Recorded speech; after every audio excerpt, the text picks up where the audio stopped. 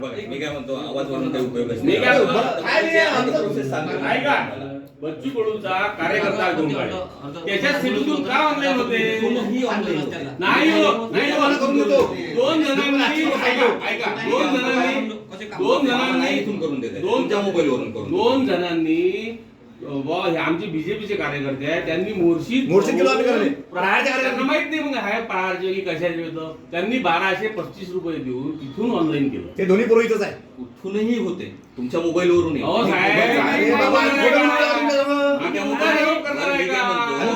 आतापर्यंत वाटत झालं ते बोललो का आम्ही.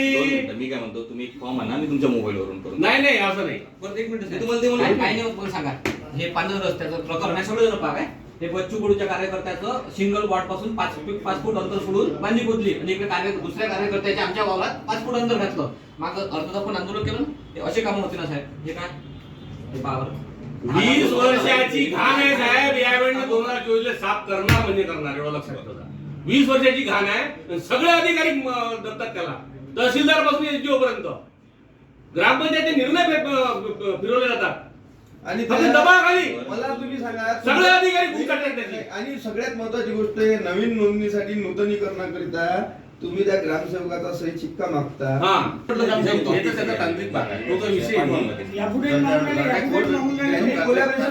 फक्त बच्चू कडू म्हणून सही मुद्दा लक्षात आला तुम्ही ते बंद करा.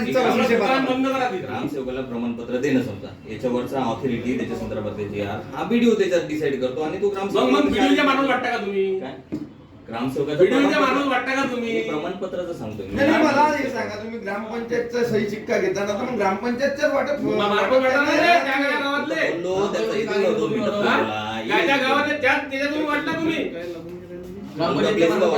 आपल्याला तालुका प्लेसला तुम्ही जे म्हटलेलं आहे म्हणून म्हटलं तुम्हाला मला निवेदन द्या आम्ही लगेच तालुका प्लेसला नाही जेवढ्या ग्रामपंचायत होते त्या 5-6 ऍटम तिथं पाठवा. तुमचा ट्रक जाईल तिथं देईल तो ग्रामसेवक त्याच्यानंतर सरपंच उपसरपंच त्याचा वाटप तिथला कायले पाहिजे कोणता आमदार ग्रामसेवक आहे तुमच्याजवळ ग्रामपंचायत तुम्ही असं का म्हणता. तुम्ही आता ह्या जिल्ह्याचे बॉस आहे सध्या माझ्यावर माझी गोष्ट यवतमाळ आहे मला ऍडिशनल चार्ज आहे प्रत्येक जिल्ह्याचे सांगा मला तुम्ही इथे बॉस इमिजिएट बॉस तुम्ही आहे ना ते नाही तर मला सांभाळलं ते नाही अवेलेबल नाही तर मग आता ते नाही तर तुमच्या तुम्ही असल्यावर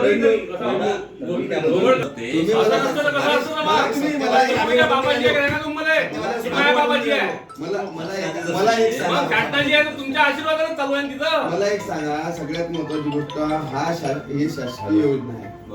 हा शासकीय कोणतीही योजना असो त्या योजनेचा वाटप असो किंवा वितरण असो काही असो ते काम शासकीय तुमच्या अधिकारात व्हायला पाहिजे. त्याच्यानंतर तुम्ही तो कंत्राट दिलेला आहे हे मान्य आहे मला. कंत्राट दिलाय मग कंत्राट दिला बापाच्या घरून देते तुम्ही निवेदन द्या ना तुमचं. अरे तुम्ही मला सांगा तुम्ही या जिल्ह्यातले अर्धे अधिकारी भाडको झालेले आहे. भाडे खातात त्या बच्चू कडूची. काल ते काय झालं कालचा जो प्रोग्राम झाला ना अतिशय निंदनीय आहे. अतिशय निंदनीय नियमबाह्य प्रोग्राम झाला. तिथं बोर्ड लावून राहिले त्याच्या बापाची नाही आहे त्याचा निधी नाही त्याच्यात. त्याचं चुकलं एकदम अतिशय चुकलं त्याचं.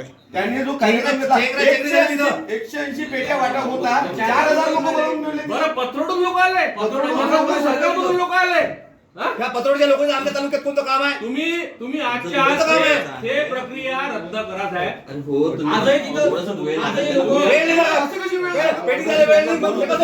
अरे बाबा त्यांना बोलू तर द्या ते येईल ना मला त्यांचा फोन जर 5 मिनिट लगेच बंद करा म्हणा ते नाही तर आम्ही इथून उठणार नाही.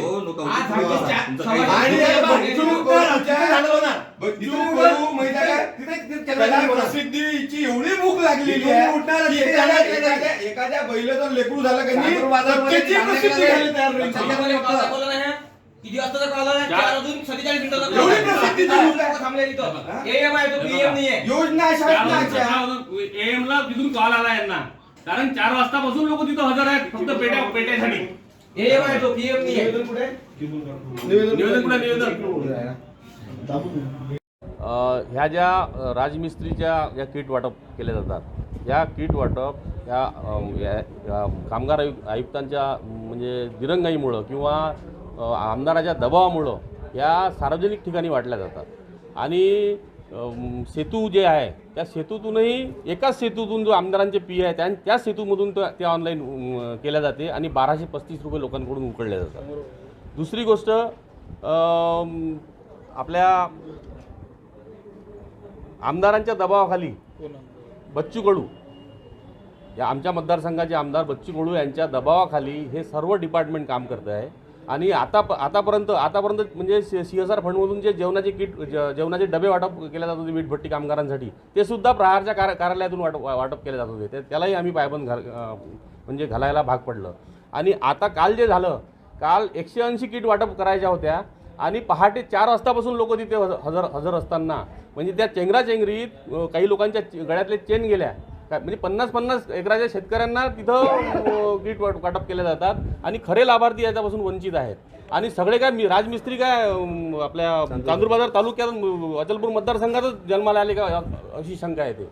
आणि हे एकतर पंचायत समिती किंवा ग्रामपंचायत किंवा तहसील कार्यालयातून या एजन्सीच्या माध्यमातून वाटप केलं गेलं पाहिजे अशी आमची मागणी आहे. आणि आज तो तिथे परत पुन्हा एकदा वाटपाचा कार्यक्रम घेतलेला आहे, तो रद्द करण्यात यावा आणि तो पंचायत समिती किंवा ग्रामपंचायत स्तरावरून वाटप करण्यात यावा अशी आमची मागणी आहे.